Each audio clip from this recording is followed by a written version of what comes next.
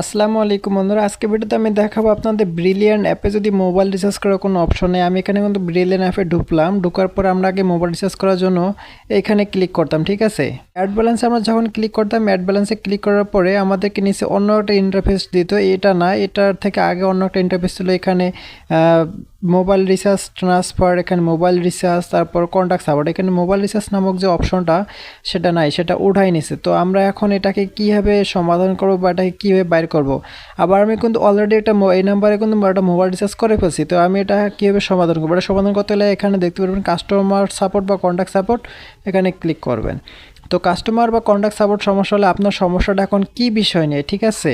তো বিকাশ থেকে mobile recharge করছেন, তারপর ব্যালেন্স যোগ হয়নি সেইটা, নাকি রকেট থেকে মোবাইল রিচার্জ করছেন পেমেন্ট দেয় নাই, নাকি নগদ থেকে রিচার্জ করছেন তারপরও পেমেন্ট দেয় নাই, ঠিক আছে। যেটা সমস্যা হোক এখান থেকে আপনার সঙ্গে যেটা ম্যাচ হয় তো সেটা সিলেক্ট করবেন। তো আমার এখান থেকে ম্যাচ হচ্ছে এইটা, বিকাশ থেকে পেমেন্ট করার পর ব্যালেন্স যোগ হয়নি, তো এখানে ক্লিক করব।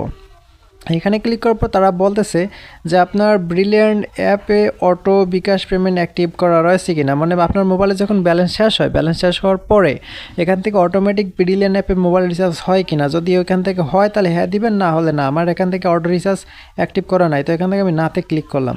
নাতে ক্লিক করার পরে এখানে দেখাচ্ছে ব্রিলিয়ান্ট অ্যাপ ট্রানজ্যাকশন টাইপ করছেন কি, এখান থেকে সবাই আমরা সাধারণত ট্রানজ্যাকশন টাইপ করি, তো এখান থেকে হ্যাঁ দিবেন। হ্যাঁ দেওয়ার পরে এখানে আপনার ব্রিলিয়ান্ট নাম্বার দিতে বলবে, ব্রিলিয়ান্ট নাম্বারটি দিবেন। ব্রিলিয়ান্ট নাম্বারটি কোথায় পাবেন সেটা আমি পরে দেখাচ্ছি। এখান থেকে ব্রিলিয়ান্ট অ্যাপের মোবাইল রেজিস্ট্রেকৃত নাম্বার, কোন নাম্বার রেজিস্ট্রেশন করে যদি মনে না থাকে সেটাও দেখাবো। তো যদি মনে থাকে তাহলে এখান থেকে যেই নাম্বার থেকে রেজিস্টার করা আছে সেটা বসাই দিবেন।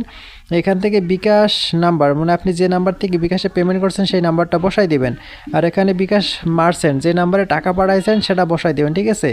কত টাকা পাঠাইছেন সেটা পরিমাণ উল্লেখ করে দিবেন, ট্রানজ্যাকশন এবং তারিখটা উল্লেখ করে দিবেন, ঠিক আছে। এইখানে শুধু ট্রানজ্যাকশন আইডিটা দিবেন, আর এখানে একটা ইমেল দিবেন, তারা এখান থেকে আপনার ইমেলে যোগাযোগ করবে, ঠিক আছে। সব কিছু ঠিকঠাক হয়ে গেলে তারপর এখানে দেখতে পারেন পাঠান নামে একটা অপশন, তো এখানে পাঠান অথবা সেন্ডে ক্লিক করবেন, ঠিক আছে। এখন কথা হচ্ছে আপনার এখান থেকে ব্রিলিয়ান্ট নাম্বার এবং রেজিস্টারকৃত নাম্বার কোথায় পাবেন, এটা পাইতে হলে এখান থেকে ব্যাক করবেন। ব্যাক করার পরে আমি আবারও এখান থেকে ব্যাক করতেছি। ব্যাক করে আমি আবার ব্রিলিয়ান্ট অ্যাপে ঢুকলাম। ব্রিলিয়ান্ট অ্যাপে ঢোকার পরে এখান থেকে দেখতে পারবেন উপরে, তো এখান থেকে দেখতে পারবেন যে এনআইডি নামে একটা অপশন, দেখেন এনআইডিতে ক্লিক করবেন। এনআইডিতে ক্লিক করার পর আপনার এখানে সমস্ত তথ্যগুলো শো করবে, ঠিক আছে। তো এখান থেকে আপনার ব্রিলিয়ান্ট নাম্বার যেটা সেটা দেখাবে, তারপর এনআইডি স্ট্যাটাস সব কিছু অ্যাপ্রুভ করছে এবং কোন নাম্বার ব্রিলিয়ান্ট অ্যাকাউন্ট খুলছেন এটা। তো এই ছিল আজকে ভিডিওটি ভালো লাগলে আমাদের ইউটিউব চ্যানেল সাবস্ক্রাইব করবেন। আপনি আমাদের ইউটিউব চ্যানেল সাবস্ক্রাইব করে তাহলে আপনাকে অসংখ্য ধন্যবাদ। ভালো থাকুন, সুস্থ থাকুন, আল্লাহ হাফেজ।